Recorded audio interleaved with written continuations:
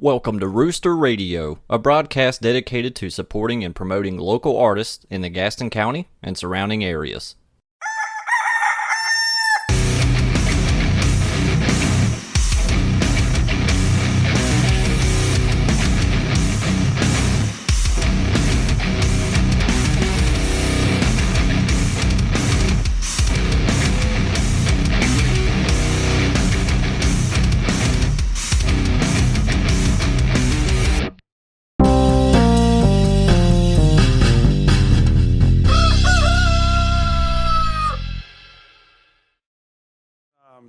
She's got her real estate license. She's in school for nursing, and right now she teaches dance because she used to be a professional lyrist, contemporary ballet.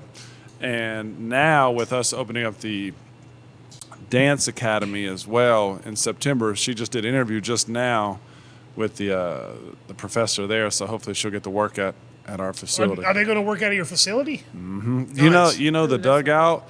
Where you go to the bathroom, that room to the right. Mm-hmm. Yeah. They came to me and asked to lease it out because it was like the multi, venue purpose area, birthdays, whatever. She'll sign Monday her lease and she'll start September 9th. So have a dance academy, the gymnastics will start their build out. They get their price on Monday. And then, of course, we got the boxing in there now, and then a barbershop and salon is going in there with stylists. So we'll have demographics of both. We'll have black barbers and white barbers, and the same with the stylists. Dude, it is it's pretty cool how they take it. Wonderful, man, what you're doing, man.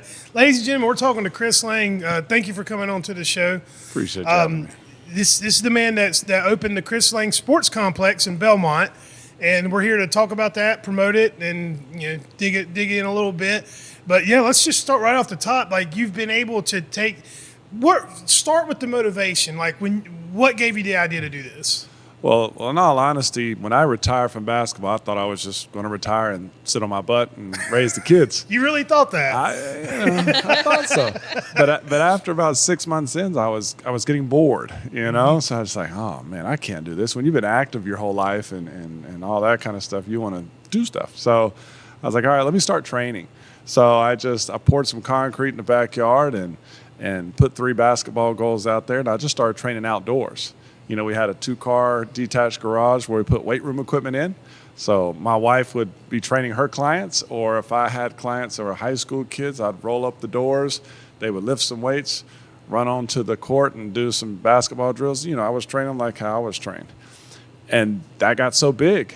And once it got so big, you started getting some people every now and then to come to your house and are looking around like, oh man, I like your setup. And they started saying, because we had a nice little tricked out area for the parents, because it was under like a carport type deal where we had furniture made, 3 big 75-inch TVs there, and the little fire pits and stuff. And so it's a cool little ambiance to it. And I was like, it's time to find a place to go. So I was looking for about 12 months. The city of Gastonia actually helped me to look for a building around here. Everything just had poles in it. Every warehouse around here has the poles in the middle for support. Mm-hmm. I dealt with that looking for, I still ended up with a place with poles. The place looks fantastic though. And so our ceilings were too low. If they did have it where it's a pretty big open area, ceilings would be 12 feet. Well, you need at least 20, basketball, at least 20. And then one day, a guy sent me a message, a kid that I trained, and said, a friend of mine has a spot that you might like. And I was like, all right, where's it at? It was in Belmont. And I was like, all right. First, I hear the word Belmont, I get nervous. I'm like, Lord have mercy, how expensive is this? Because as you all know, it's per square foot. You start hearing that word, and Belmont, zip code, 28012. So I went there, looked at it, and it was textiles, and then it was a shrimp growing factory. Shrimp growing? I am not kidding you. They had about 4 8-foot above ground pools, 4 or 5. And it was a fancy little filtration system they had. It was like a $200,000 setup. And, as the shrimp grew, he just moved them to the next little pool. And he needed to close down because that's right about the time COVID was ending. Oh, okay. So how'd you get the smell out? Well, that's his whole little system he actually had was pretty dope actually, because he had those big old plastic tubes at each little pool and that big fan that you see there, he had the plastics connected to that fan. Well, I put a new fan in, but, and he just had it turned on and it sucked it right out. Oh. So, there was no smell in there. It was just a matter of that space in particular that you've been in. I actually did all the painting, the ceiling, the walls. They did have to pour like 82 yards of concrete to level it off for a basketball court. that ate my budget up. Yeah. So that's why I had to do everything else myself. And so I honestly opened that up just to train. I was like, so all my clients, I can train there. It doesn't matter, rain, whatever, cold. We got somewhere to go. And then come to find out while I'm training people there, I only had 2 goals in, and people were knocking on the door like, hey, can I come shoot? I only had a silver door. Where that glass door is, it was it was a warehouse door. You can't see in there. Yeah. And then, like, I heard it's a basketball court. I said, sure, give me $5. Next day, same thing, $5. Next day, more people coming in playing. I was like, make this a membership thing. And I got a website lady, and I did. And It's funny. It's almost the way you're telling the story. It's like you've just stumbled in to what you've become. It's the truth. The vision of the basketball court and the weight room I always had a vision of. Now, where the weight room was is now where the basketball is sitting that back corner over there where there's roller. That's where the weight room was. Okay. I had one squat rack there, and I had some curl bars and some dumbbells. That was it. And because the other spaces weren't available yet. There was a guy, a South African guy, that was in where the weight room is now. But anyways, I opened up a web page, did that. I'm sitting there looking at my phone. Ooh, I got 2 members. Ooh, there's another one, babe. The next day, babe, we just got 2 more. Right. I was like, just imagine if this really takes off. Now we're 1,500 members in right now. Sweet. It's been a blessing how the community has, supported it. But from there, I added 4 more goals, the side goals. I added those. The guy who said he was leaving, I didn't have the money yet to fix it up. It was just a concrete slab, and none of that paint was there. I ran birthdays out of that with no air. We had fans in there, big box fans blowing. So when people decorated with balloons, the balloons were just flopping everywhere. The tablecloths were coming off, so we had to tape it down. But we saved the money up. Yeah. No lie. We saved the money up, bought rubber flooring, painted it, and I sprayed it. And what you see is literally fire hydrant enamel paint. I sprayed that. My wife and I rolled those blue poles, which was a stinky lacquer type paint. And then one by one, we started buying weight room equipment off of Facebook Marketplace. One piece at a time. I'd go with my trailer, pick it up. We would bring it in, take it apart if we had to get it through a door. And what you see now is legit everything from Facebook Marketplace or someone's home gym where they're selling their house and they don't want to take it. Those are the ones you get the good deals on. Yeah. Right there. I don't want to move it. Oh, Just yeah. take it. I'll throw that in. Sometimes, exactly. Some pieces were like, $3,500. They're like, just give me $200. Just get it out of here. Yep. Nice. Oh, it was insane. And I look, like, well, what are you going to do with that over there? Are you taking it with you? Well, I was, but if you want to take it. Cha-ching. And that's how that started with the weight room side. And Nice. then, You got a great setup in that weight room. well, we're about to expand it too. So we're going to call it the dungeon. To the The door. down the door. That's down the right now, the door with the rope on it to keep Yeah, it closed. We don't know what happened there, but about 3 weeks ago, all of a sudden it just won't close. I think it's the humidity. But we're going to call it the dungeon. I mean, I'm going to clean it up, but still keep the same feel. I'm not going to spruce it up like the way that one is. It's going to just have squat racks and weights you just throw around, some turf and rubber, like old school. Yeah. I'm not going to make it all pretty. Dude, it's man. First, I don't know if anyone's ever said this to you yet, but thank you. Thank you for coming back to your hometown and investing in your community. It's important. Like it's one of the tenets of why I do this is I could have done this anywhere. I should have done it in a college town, right? But it was important to me to be here where I grew up and provide something, a resource that I didn't have growing up. Right. And you tried to do it in Gastonia, right? You tried to do it. I looked for 12 months, yeah. Yeah. It took me 6 months to find this Find your place. spot. It's hard because you have to think about that with the poles, the ceiling height. I looked at places much bigger than this. And I was like, how are we going to fill this space? Exactly. You know what I mean? Like I was like, I can't do it. Like there was one building I looked at that I really wanted. It was just too big. I was like, this is going to flop. Yeah. Everyone's going to be playing to an empty room because it's too big. Too big.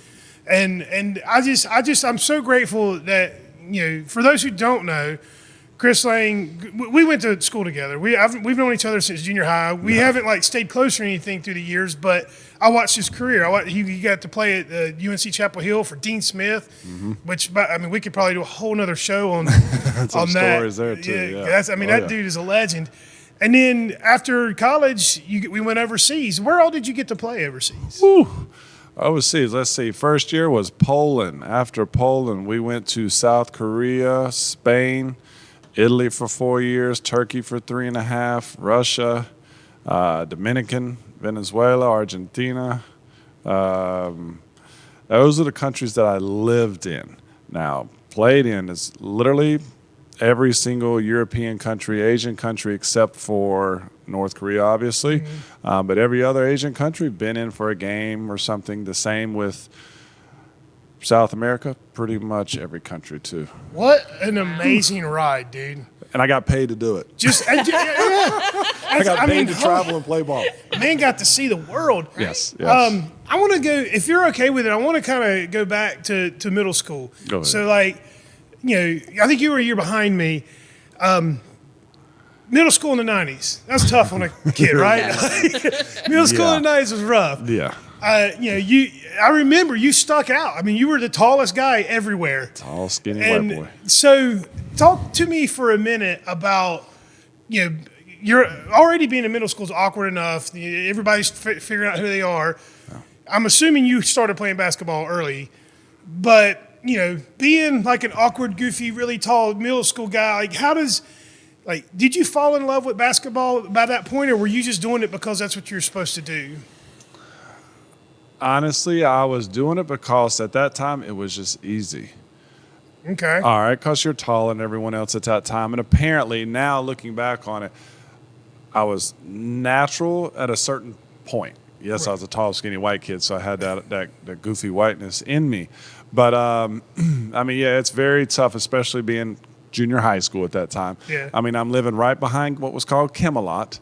I would walk to school every day with my trumpet, and the trumpet had a broken handle, so I'm holding it like this every day. And I'd walk past Phillips Center, and back then you could cut through the woods, so baseball field. Exactly. I did that every day, and I walked home every day. Because my mom worked 12-hour shifts, and so I never, got a ride, to school or anything, which is fine because it actually helped me out, get some hand strength going. Right. Yeah, that's what you get. When it gets tired, you switch to this one, and I'd walk on my toes and all that kind of stuff with the book bag. And then being, like I said, tall white kid in a school, that's predominantly, African American.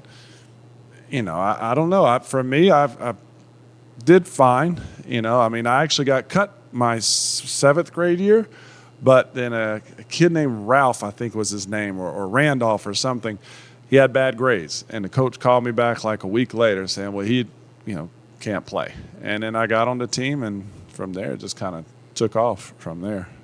Right on, because I had a tough time in school just because, if you didn't have something, like if you didn't have like a group or a clique or whatever, it was kind of hard, And I remember how awful my experience was at high school, just because if we went to a predominantly black school. Yes. And the only white kids were like the uppity kind of, preppy rich kids, and I didn't. Yeah. I mean, I don't want to bash anybody, but there just really wasn't a place for a guy like me at our school. Mm-hmm. You were fortunate that you had this skill that you were able to develop and kind of integrated, into the black community at that time.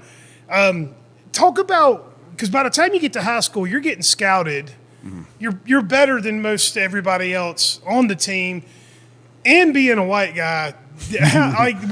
Was everyone still cool, or did it get competitive? Well, let's rewind it back to junior high there. By my 9th grade year, because remember then 9th grade you're still in junior high school. At the pep rally. Now, mind you, the white crowd at that time was more that you had the uppities. It was two different crowds there, and you're right. I'm not going to say any more than that. There was that crowd, and then there was the African American crowd. Now, at that time, like I, was playing basketball, but I still stayed to myself whether people knew it or not. At that time, it wasn't like girls involved really in the high school, different story. But I played ball with African Americans, went home. And I was the token white guy on any team I played for, travel ball, doesn't matter. But though at a pep rally, Southwest versus York Chester, that was, that was a big rivalry. The white crowd booed. The white area booed. And I remember that even to this day. And I tell people stories about that now. And I still see some of those people now, and around town. And, of course, we're grown and everything. Yeah, you don't hold any grudges. But, it sits in the back of your mind about those times. And so you look at it as young adolescents, ignorance. But yeah, that was interesting then. But then when I got to high school, it was a different ball game then, I was, by that time, my sophomore year, top 5 in the state and like top 20 in the nation at that time. But then by my junior year, you're number 1, number 2, number 3 in the nation. So I stopped worrying about what everyone else thought, and I just consumed. So you saw the path in front of you and was like, I'm not going to waste my time with this nonsense. See, that's the problem nowadays. Kids get, especially with social media. Social media can be good for you, can be bad. Yeah, but if you stay focused on what you want, you can do a lot of great things. The sky's the limit, especially now. But for me, that's what my mom said. My mom said, hey, just worry about you. And I listened to her all the time because I didn't have my dad by then. He had passed away, and he wasn't around very much in my life anyways. He died when I was 13. He saw one basketball game my whole life. And I listened to that. And my papa was always hard on me. He's at home now, but I used not to like that man from the aspect of I thought he was too hard on me. Mm-hmm. But now, as y'all know, if it wasn't for him and my mom, and I wouldn't be where I'm at today. Right on. Because he was a military guy. His son went to the military too. So it's like, man, why does he not like me? Well, I don't like you neither. Because us kids think when someone's hard on you, they don't like you. Yeah. Well, actually they do. They love you, but you don't realize it till later in life. And I have so much to thank that man. And when you got daughters too. I have a daughter, and full disclaimer, my daughter trains at the center, but like she is really good at making me feel bad, like making me feel guilty, for like being like the disciplinary and like staying on her. She's like, you yell at me all the time. And when she says that shit, it's like, because I don't want to be that guy, but I know if I lit up and I start being a little bitch around my daughter, she will not stay on that course. Like, like I don't have a military background, but I do understand what it takes to win. Right. Not just win at games, but win at life. And not give up. And and being able to like walk through the fire even when it feels hopeless and all that. All those. That's why I told you this before. That's why that we made her. She wanted to quit at purple belt, and we made her finish to black belt. Right. Because I was like, if you quit now, you will always regret getting that freaking close. Very true. And then walking away. Yeah. And I think it's contributed to her she's so focused on the basketball now. Well, that's key. Make sure you always do that with, I have a 20-year-old, she was easy. Now my 16-year-old son is just now, realizing he's 6'7" and he should, I think I should be focusing solely on basketball. So he's a little late to the party, but hey, we're getting it started. Let's get it rolling. Don't ever lighten up because you're the man of her life. So no matter how mean or rude or uncool she thinks you are, at the end of the day, later in life, she'll thank you. That's the hope, man. Yeah, that really is the hope for me. Because my parents didn't know what they were doing. None of us know what we're doing. We learn as we go. We learn as we go. Yeah.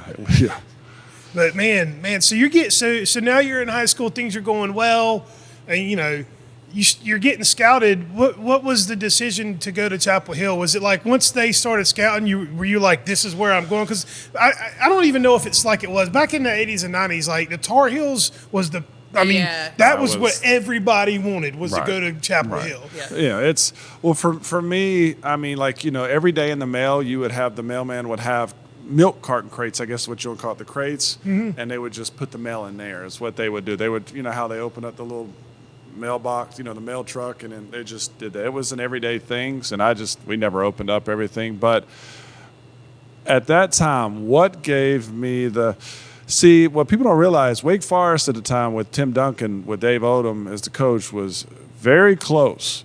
And Georgia Tech was because of Bobby Crimmins. Bobby Crimmins, me and Bobby Crimmins are still great friends now. Oh, that's awesome. Yeah, he's an awesome dude. Like, when I mean awesome dude, he's an awesome dude. But Carolina, when I looked at the history of big men at the time, that was it.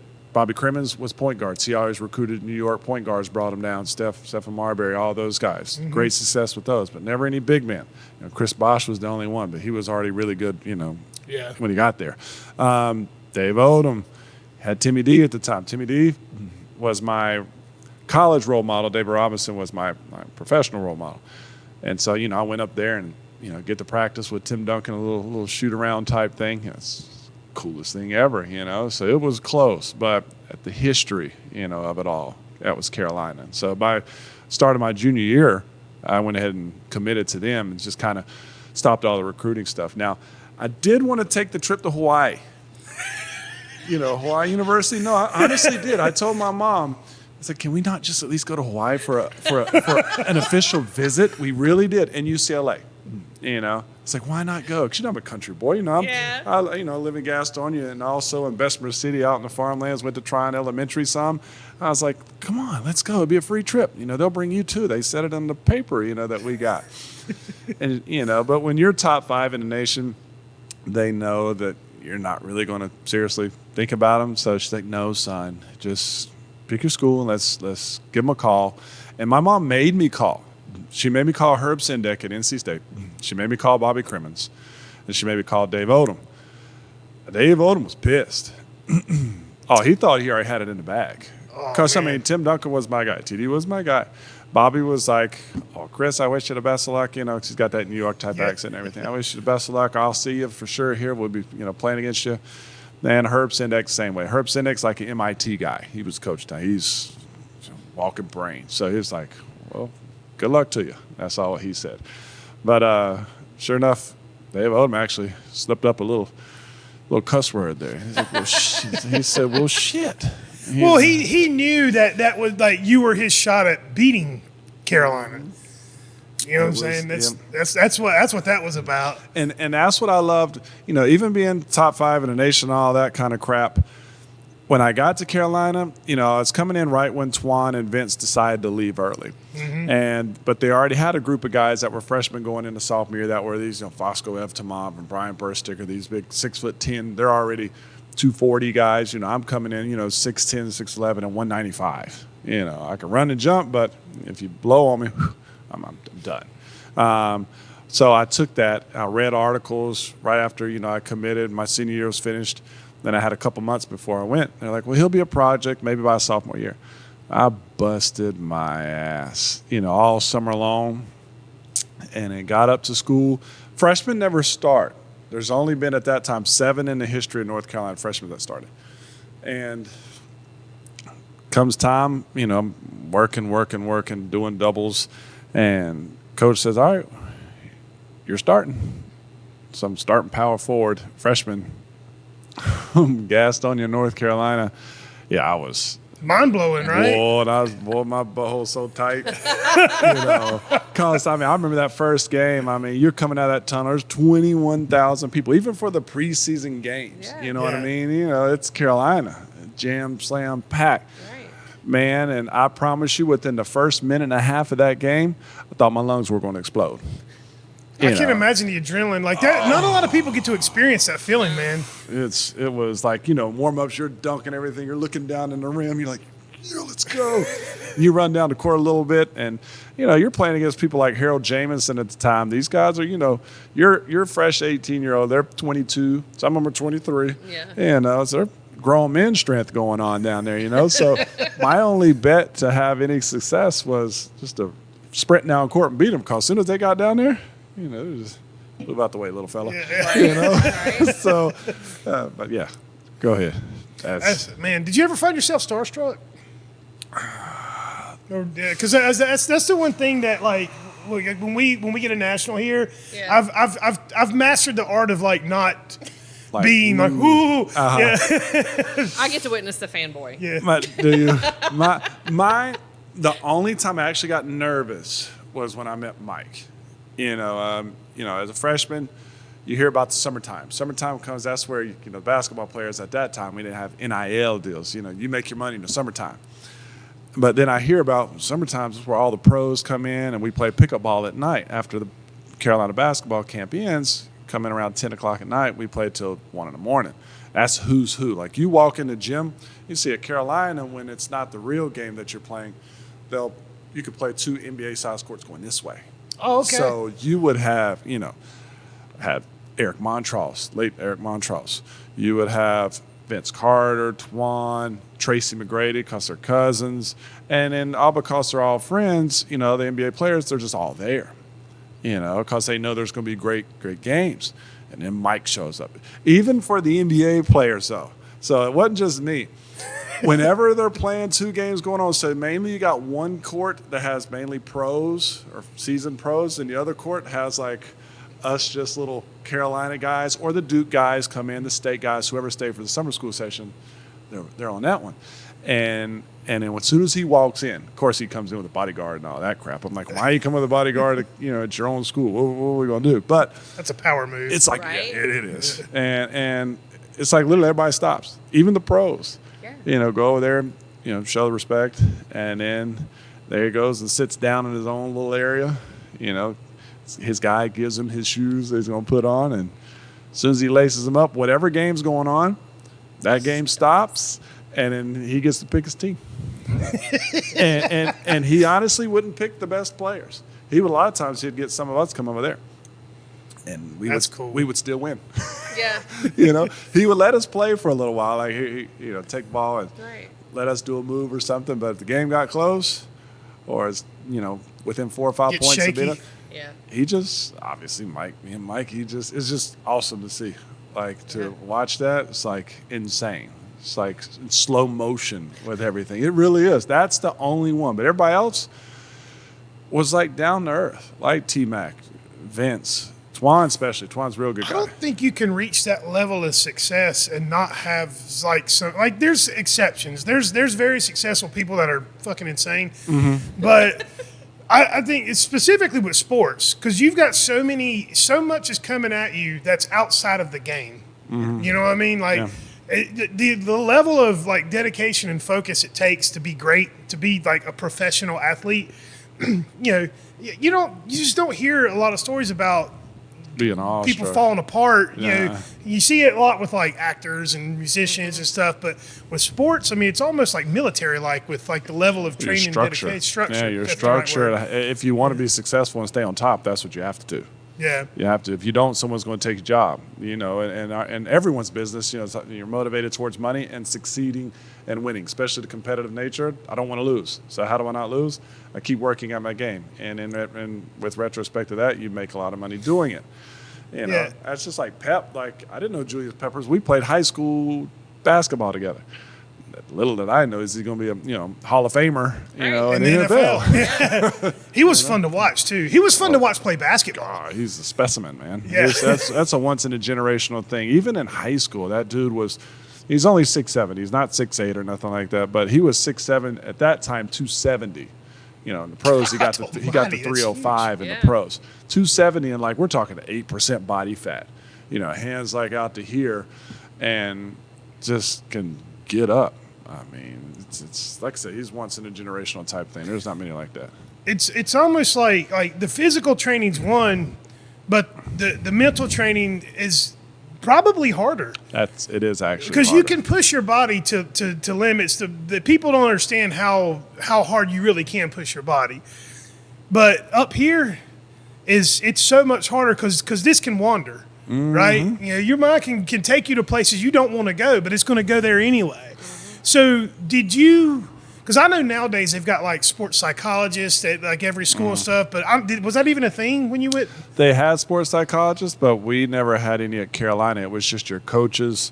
That That's really it. Because most of the coaches were ex-NBA players or had a lot of experience. I mean, you're talking about Coach Smith, Coach Gutt, Phil Ford, you know. I mean, all those guys, Dave Hanners, you know, all after I left, they became NBA coaches for the longest time. They were all retired now. And, of course, you see Phil Ford walking around with Gastonia every day now almost. But, no, that's the key thing with any professional sport and their success is the mental aspect and consistently pushing yourself. See, someone can go work out in a gym, push yourself one time, and then your body feels like crap the next 3 days. But what about the day right after that workout? Most people are like, I'm going to take it easy. Well, that person that does wind up succeeding in their sport, they say, you know what? I'm doing it again today, and I'm doing it again today. And if they get consumed by it, obsessed, that's the ones that wind up separating themselves from all the other hoopers or football players or soccer players or tennis, whatever it may be, is you become obsessed with it. And it's all up here. Because there's a lot of people around here that had way more ability than I did. But I just wasn't taking no for an answer. And every single day, I just became obsessed, man. That's what I think, you know, success is with that is consistently breaking your body down all the time. Yeah, and you're still doing it. I mean, you're still doing it, and you're doing it for kids are doing it now. And I'm just kidding. Yeah, well, that's what I was getting at. Like you've inspired this next generation. I mean, I see these kids at the, you know, we're there once a week, and I mean, just the sheer joy on these kids' faces, like, and then some of these kids are even younger than my daughter, and you can see it in their eyes, man. They want it. They want it bad, and that's because of you, man. Like I love that. I think it's because of them. I'm just there I'm like a little bit of a light somewhere that they try to follow, and you know, hopefully just guide them in the right direction. And that's why we're starting up, you know, the basketball academy. There's an actual school, Development One Sports Academy has come in, and it's going to be a school Monday through Thursday, 8 a.m. to 3 p.m. They have their own sports nutritionists. There are 2 professional basketball players or their trainers. They have a Charlotte Mecklenburg school teacher that's quitting to be the teacher, and they also have their weight room trainer. So that's what they're doing every single day. So when's that going to start? That starts this fall. There's open houses July 30th, and they have they're going to have like bean bags instead of like school desks, so they can be sitting down in the dugout right there in the mornings. They'll get to use it, you know, do their school work in there, and they'll like be doing breakdown sessions of game tape on what scenarios, like, you know, they're building up their basketball IQ. Yeah. So yeah, I mean, it's going to be pretty cool. Awesome. It's like the art school where they take the art and the English and they put it into that it gets incorporated. So it's getting incorporated. That is awesome. It's for people that are super focused on basketball. Yeah. Like That's awesome. You nailed it around the head. That's exactly what it is. When the kids know I got to go to an art school, so thankfully, because that's the way my brain thinks, I got to be a part of that. I didn't do well in regular school. I needed the artistic. Did you ever think you'd be an educator? Well, like you said earlier, like a lot of things just kind of flowed and was put in place. Keeping an open mind has a lot to do with that, right?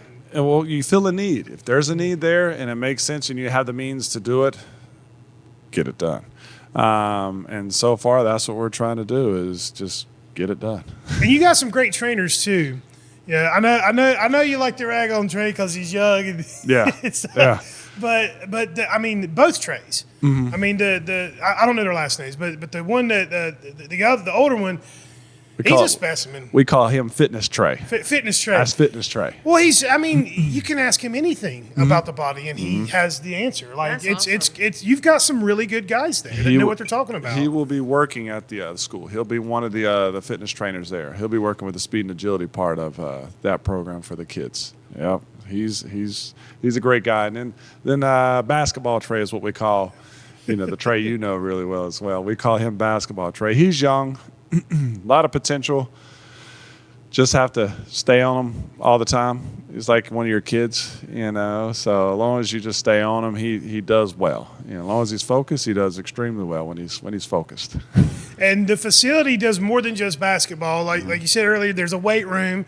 You've got batting cages now. Yes. And see, how did that come about? Because we started coming there right when you were putting those, or you had just put those in, right? And you were kind of promoting as we now have this. So where did that come from? Well, you know, baseball is the biggest thing around here anyways. You know that, especially in the Belmont area, baseball is just Baseball's big here. it's big. It's massive. So I knew that was eventually going to come up. I didn't know how quick it would come up, because once we opened up memberships, basketball was there, the weight room was there. So the parents that were using the weight room was like, hey, you ever thought about baseball? So I got a kid, he'll go in on the basketball court. And I was like, well, we'll get to it. It's on the agenda, but, little by little. And that's how that came about. And then once we opened up that space, that's where esports, we have esports and robotics. She'll now have her full-time classes going on this school year as well. Their after-school program, obviously. And now gymnastics, Gym Fit Sports coming in.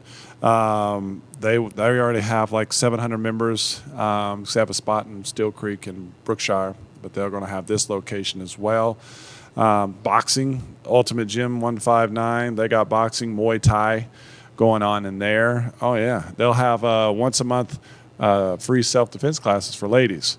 Nice. They'll be starting That's that. Awesome. They'll start that soon. So There'll be a glass door right there. Whenever you come in, there's a blue door. If you look straight ahead, it's like got a part of a pad covering it. It'll be a glass door to see in there. So it's real cool setup. It's Rocky Balboa style, older weight room equipment, the 24 by 24 old school big boxing ring, and they're in there, getting it. And they got it's called silk classes, with the silks that are they got a lady that does the aerial stuff. They got 2 of those in there. So I was in there the other day tripping it's like, wait a minute, they got someone, teaching that in there too. So a lot's going on. And I think it's important to point out that each one of these programs is a small business owner getting an opportunity because of the space you've provided. Yes, and I'm not done. Almost done. Then, of course, we got, as you all know, Bunny with the Hippity Hop Novelty Shop. I was going to bring that up at the end. Yeah. Okay, well, she has an event going on today, but by the time y'all hear this, it'll be over. And then, of course, the photography studio with Diamonds. Diamonds in there, and she's a young lady that now is jam slam packed with business. So I'm thankful for her. She's about 25 years old. Staying very busy, and of course, like I told you, the barbershop and salon and all that good stuff's coming in too. What's it like? What's it like managing business owners? I got to make sure some people will be able to watch this, and I don't want, hopefully they don't watch it. No, but it's worse than kids. More challenging. How about not? Let's not use the word worse. Let's say it's more challenging than kids, because you're dealing with with adults that they're set in their ways already. They're set and determined that because they are a small business owner. Well, for this to work, this is exactly how it's got to be. We are the most stubborn. Really, we are, because we're heavily invested, our whole life into it. So I don't want you messing up my business, and so that's how they look at me. When they think that I'm telling them, well, no, we can't do that, because I still have a big boss man too. I don't own the building outright. So if he says no, my hands are tied. But I get all the wrath from it, the riffraff from it, and I'm the bad guy. My hands are tied on certain things. Things will get done, but they're the ones writing the checks for the way bigger things, because But I've learned pretty much how to talk to everyone that's in there.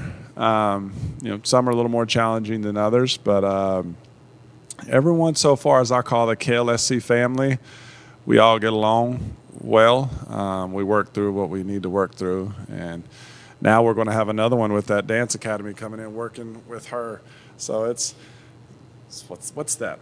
1, 2, 3, 4, 5, 6 or 7 other different small business owners that are in there. But what I think will be great is when we have events like, for Christmas giveaways, holiday stuff, we want to feed the needy or something. If we all come together, now it's just not all on me. It's a community you've created. You do that. Everyone pitches in a little bit of this, or a back to school giveaway. Excuse me. It'll be much bigger. We'll be able to touch more people. Yeah. And at the end game, that's what we all want to do anyways. We want to be able to reach more people. You have your crowd that you want to reach. I have my crowd that I want to reach.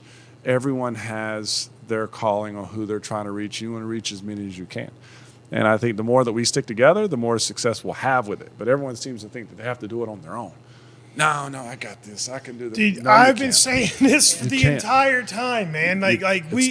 the small business community, and go back to what I said at the beginning, man. Like investing in the community you grew up in to make it better, and it goes so much better when we're all providing different services too.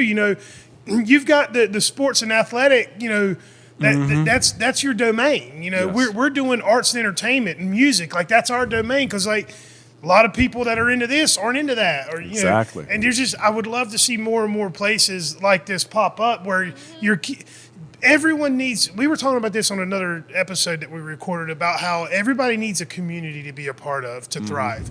Like doing this shit alone, life alone, it sucks. It's tough. It can be so lonely, and to be a part of something that where like everything's not on you all the time. You can make friends and build relationships. It's not just about the sports. Right. It's about being a part of a bigger community where you can all, as these kids all grow up, they'll have these connections with each other. If they go off to other, as they grow up and go off and do whatever they do professionally, they'll have these friends, lifelong friends they made because they were part of this community. And that's the same thing we're trying to do here. It's just with a different vehicle. And you're right, and you nailed that right on the head. Like community, group, everyone wants to feel accepted in their own domain, their own style. And if they find their group, and that's where someone like you and myself, we provide, the little chapters they can choose. There's sports, here's music industry, entertainment. This is what I want. I want to go to music. And if they get accepted, they feel good and part of something. You don't really, truly know how much you're changing that person's life, especially like we talk about mental in sports, but just mental in life, like you said, is hard.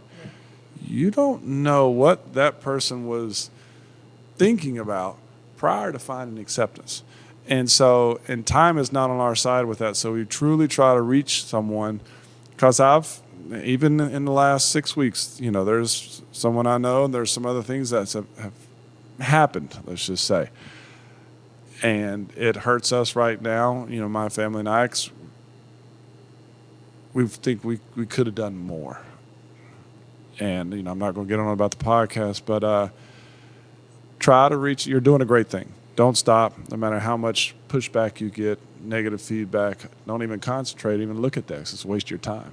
And reach those people, because, you have a crowd here, an audience that you could reach and touch as well, that you don't know where they're at this point of that line. I've said that same thing. I back before when we first started the podcast, I was going on and on about just trying to spread the word about this place. And one of the things I said way back when that for some reason, this keeps popping in my head is like, I think that what we're doing can save somebody's life. Oh, it's 1,000,000%. Like there's maybe somebody who's just like one bad day away from eating a bullet. Yeah. Mm-hmm. And then they come here or they go there and they play ball and they find the thing that they've been missing. Their happiness and acceptance. Yeah. They find something that they want or they love, and something that loves them or likes them back.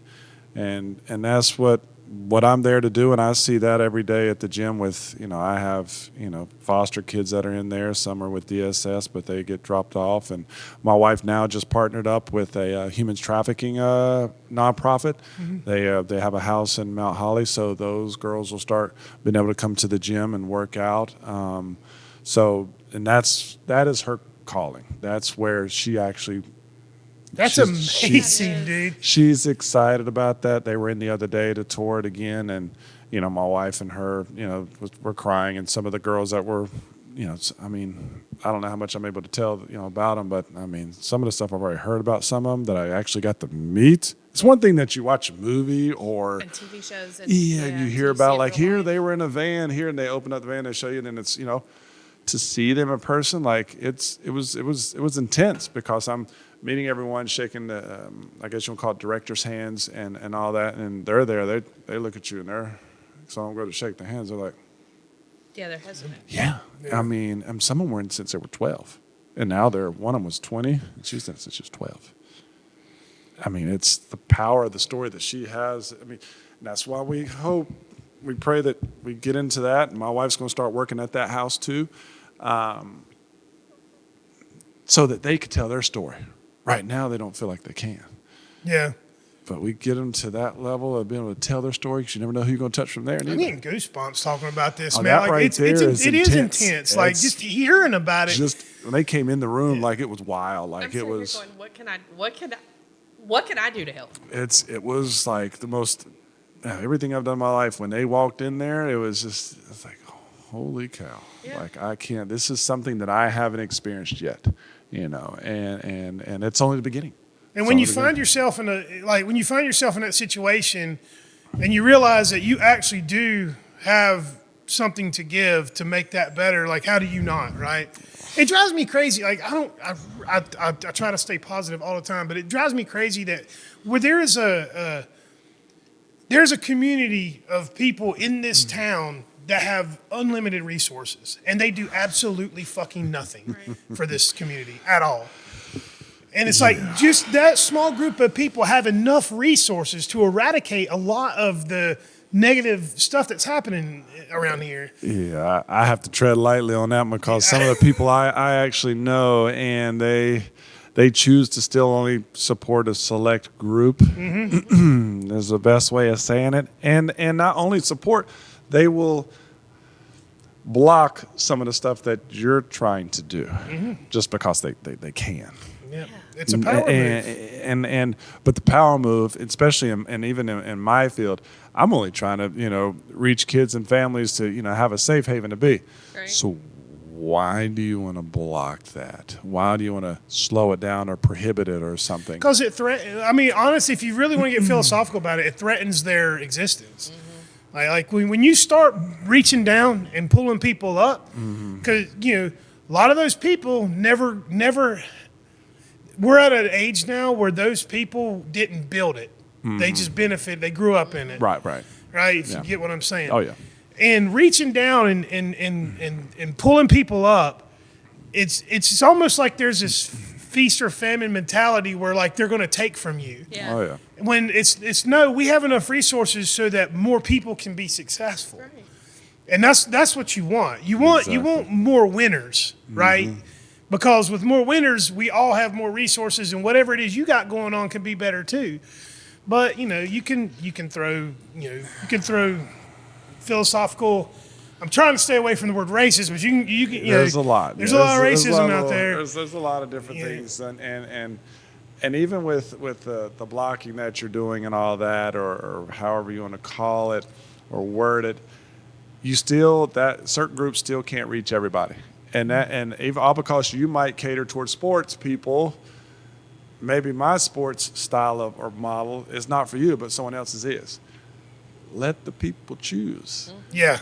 Stop blocking. Just let them choose because they'll be drawn, whether it be spiritually, whether it be mentally, whether it be they'll be drawn there. So that's where they go. Don't sit there and be like, well, nope, you can't go here because of code 67-A13B. You got to come here, Yeah.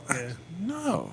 And the same with the music industry. So you got it tough. Now, I would love for you to be at my location to have a spot in there. But, heck, whenever my speaker in the weight room, at nighttime they do it, some of the guys blasted. The neighbors across the street call the cops. I can't imagine. There's houses right there. Yeah, I'm like, I can't imagine if you guys were in there, they would have a hissy fit. I mean, good Lord, have mercy. They complain about parking. I mean, I complain about parking, I'll go to town's meeting with you. I'm like, right. I need more parking. So, but, it is what it is. Well, no, what you've done is you've created a safe place for people, to gather, to learn. That's the big thing. Is like the thing I'm most grateful for your facility is that my daughter's getting to learn a skill that I don't have the ability to teach her. Mm-hmm. You know what I mean? Right. And the fact that there's a resource there I'm eternally grateful for that. I'm getting a little emotional, man. We should wrap it up soon. Well, the last thing that I want to say though is at least I'm looking at the cameras last night from home. 11:30 at night. And let's just call it as it is. I'm seeing some people that I know that are from the Belmont area and some people that are in there that I know that are members that are from the west side of Gastonia. All hooping together. Yeah. You get what I'm saying? At 11:30 at night. Now, who knows what the white boy could have been doing? Let's just call it as it's what the white boy could have been doing because he's bored. You know, his parents, you know, he gets to go out or whatever because he's high school, whatever. What he could have been doing, or some of my people in West Gastonia here, what they could have been doing. But instead, hey, man, let's go hoop at KLSC. Come on, man. Yeah. And they go hoop, and they're like, all right, there's some boys over there. Let's play with them. And here they are hooping. I promise you, I said 11:30. But I watched them from 10, you know, every now and then look at the phone, you know, get obsessed looking, from 10 till about 12:15. The same group of people hooping. Just playing. And no problems, no fussing, no fighting. And they're playing. That's what I love to see. Yeah. Why? That's it. That's what this vision wound up becoming so much bigger in that aspect. I never knew or dreamed it would get this big to where now everyone's kind of playing together now. Can't beat that, man. I love it. And hopefully it just keeps growing. And I do hope to have something here, in especially West Gastonia where I grew up. But I have to build it. There's not a spot in town that is able. I tried the Y years ago, you know, but some big investment group bought it from Texas or Miami. One of those groups bought it. Yeah, that's going to be mixed retail and residential. See, it's going to be More retail. I wanted to take the space, but leave it almost as is, but it needed a new roof. Mm-hmm. But the city, also, you know, with opportunity tax and all that stuff. And the tax revenue, man. And and the group came in, said they'll demolish it. They would pay for the demolishing because it's like $1.2 million to dispose of all that concrete. Yeah. Just to dispose of it, just to level it. I mean, we can have a whole nother podcast on talking about that because when I bought, getting this place up, man, people don't realize how expensive it is to get anything done with 100-year-old properties. Yeah. You might want to be careful your own podcast right now. Yeah. Got city inspectors and code inspectors going to wind up coming in, and they just came to my building Tuesday. They came Tuesday. Nothing wrong, but there were 7 people that came in there. Fire marshal came in, the head chief, code inspector, all a bunch of different inspectors came. It was a total of 5 or 6 people. And I had to do a 24-hour fire watch, too, because something with the panel wasn't pinging or something like that. They love this shit, don't they? They said it wasn't pinging back to their spot, but the owners called, the property manager called their company, and they said, well, you know, when they ping, it pings. But I guess how the fire people have it code, you know, sent to them. I got one of those, too. It wasn't sending to them. So I had to stay there 24 hours, and every hour, walk the building, write down 9 p.m., all good, sign my name. 10 p.m., all good, sign my name. For 24 hours. No kidding. For 24 hours. But, you know, I mean, they're doing it for the safety. Yeah. Let's be politically correct here. Yes. They're doing it for the safety of the people in there. Yeah. Whew, that was a little extra work. That was Thursday.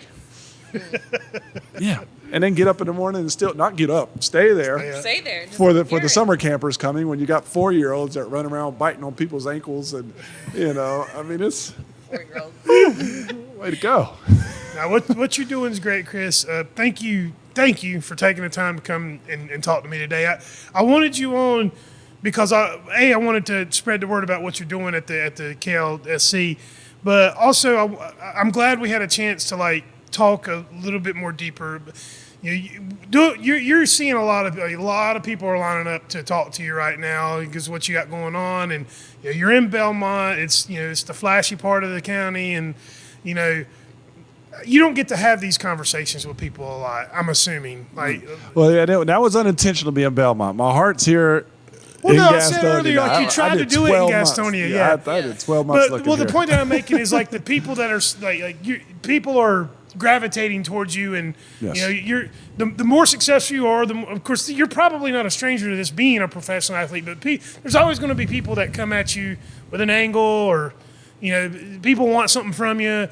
I mean, it's small scale for me, but even I have that, where people they look at you as an opportunity for them, and it's hard to navigate because sometimes the juice is worth the squeeze. You know what I mean? But one piece of advice for you: keep your circle small. Yeah. No matter how overwhelmed you get with how much pressure from the outside, hey, let's do this, let's do that. I'll tell you now: keep it small. Don't try to make it bigger. Right now, keep it solid. I am trying to circle. do that. Keep it small. because there's going to be some stuff that's going to come at you. I mean, there's something coming to me right now. But if you keep it small, you'll be fine. That core is rock solid, you'll be fine. But if you start opening up too big and it starts getting a little fragile and start breaking off into pieces, and then you start losing stuff, don't do it. Don't get too greedy from the beginning. Just keep it tight. That's what I'm doing. I'm trying to stay in my lane and do the thing that I'm doing the way I want to do it. You look around at some of the most successful people refuse to, bend on their, philosophical, ethos of how they're doing things. And that's what, I'm making changes where they need to be made, not just to appease people. No, that's what you need to do. And then if it's meant to be, as you're moving, those other pieces will move. They don't have to be in your circle. But because they're trying to stay close to you, you're going to feed off of them without even having to put them in your circle right now. Okay, then you can watch from afar, from the inside, to see what they're really doing. Then you can see if they're genuine, because if they stay around, then you start assessing it more. But just from the get-go, if someone comes with a good opportunity for you, just watch it from the side right now. Watch it from the side. It has been a year and a half in, and I've learned there's some people out here not to trust. Oh, yeah. And especially in your industry, I could see where some let's just call some shiesty stuff. There's some janky motherfuckers out there. But then there are people who are like, let me help you, man. And isn't it refreshing, though, when you actually have someone that actually genuinely actually cares to help, but you're almost like, Yeah. Well, what's your angle? Well, she can tell you. It was really hard. It took a while to break me down to start trusting people, and now I have a team. I've got Ariel who runs the Misfit Market. I just started doing stuff. Yes, she just took it upon herself. I just started doing it. Yeah. See, that right there that's good ones you have that are self-motivated. Yeah, my bartender Melissa's the same way. I don't have to motivate her at all. She motivates me. Yeah. You know what I mean? Seeing how she approaches things and how honest she is, and I have been patient. I've waited for the right people to gravitate. And it's frustrating. It's frustrating it because you're ready to get this I party started. I could see that he needed help, and then I was like, fuck this shit. I'm just going to help him. I'm just going to do it. And then just because I knew how important this was to this area, that we needed it. Oh, you do. And that's because I needed it. Other people needed it, and it needs to stay here. But you see exactly how you just said, changing someone's life in a mental aspect for her. She feels needed, and she's wanted, and she loves doing it. Mm-hmm. Yeah. Those are the people you keep close. Yeah. And right now, my main person is my wife, who you see there all the time. Yeah. Yes. I see her more than I see you. That woman. Well, that's because I'm picking up all the kids, doggone it. I'm the Uber chauffeur, chaperone. But in all seriousness, without her, this wouldn't be working at all. Yeah. I'm so thankful. You guys are a good team, man. Oh, man. You are. And she's just like how she just compared herself, she's just self-motivated. She's driven. She wants it to succeed as well. And she loves helping people. That's where she got into the fitness part of it, just to help, because she's dirt cheap when it comes to just training people. Yeah. But now with the nonprofit group that has just joined us, I'm not going to mention their name yet, because I imagine they wouldn't mind it, but I didn't ask for permission. I didn't ask for permission. Do a press release or something. We will, but I just don't want to take too many steps too quickly yet. But she's super excited about it. Oh, she cried about it last night talking about it. So that is her passion, especially with what just hit home recently. It's over 6 weeks ago. So we're excited with what's coming and what's going on and what's to come. So, yeah. Right on. All right. KLSC.com? www.klsportscomplex.com. KLsportscomplex.com. KLsportscomplex.com. Get more information if you got kids. And they're sitting around fucking off on their phone all the time. Yeah. Take them down there and put a basketball in their hand, or put a weight in their hand, or baseball, dance, everything. Hippity hoppity novelty shops there with and that's like a business within a business within a business, because you've got the multiple vendors set up at Hippity Hoppity, who's part of the KLSC family. So it's a wonderful what you're doing. I'm a huge fan of it. Thank you so much for taking the time to talk to us. I appreciate it. Thank you very, very much. Appreciate you having me on as well. Right on. Peace and love.